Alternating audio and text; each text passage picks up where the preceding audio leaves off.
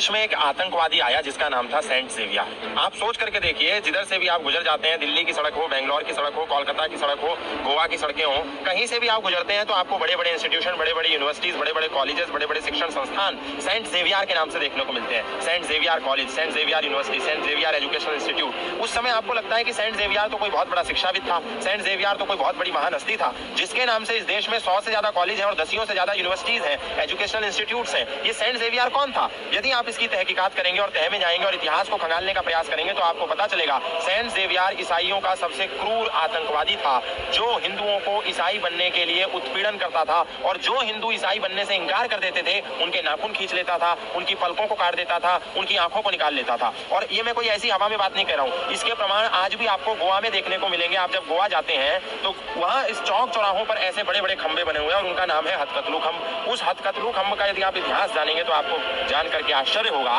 वो हथकतलू खंब एक ऐसा खंब था जहां पर सेंट जेवियर के आदेश के अनुसार जो व्यक्ति ईसाई बनने से इंकार कर देते थे तो शाम तक उनके हाथों को काट करके उस हथकतलू खंब में ले जाकर के लटका दिया जाता था, लोगों में ये भय पैदा करने के लिए यदि तुम ईसाई नहीं बनोगे तो तुम्हारे हाथ काट करके हथकतलू खंब में टांग दिए जाएंगे।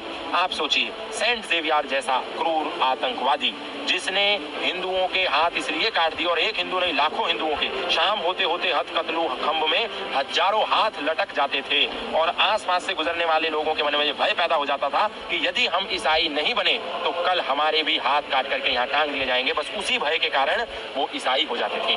सोचिए, ऐसे क्रूर आतंकवादी के नाम पर आज भी भारत में कितनी यूनिवर्सिटीज, कितने एजुकेशनल इंस्टीट्यूट्स, कितने कॉलेजेस, कितने एजुकेशन सेंटर्स बने हुए हैं और हमको लग रहा है ये कोई बहुत महान आदमी था। सेंट जेवियर नाम का जो आतंकवादी था, बर्बर क्रूर शासक था, उसकी कोई स्थान है जहां पर वो मरा था। अब उसके शरीर को कीड़े लग गए।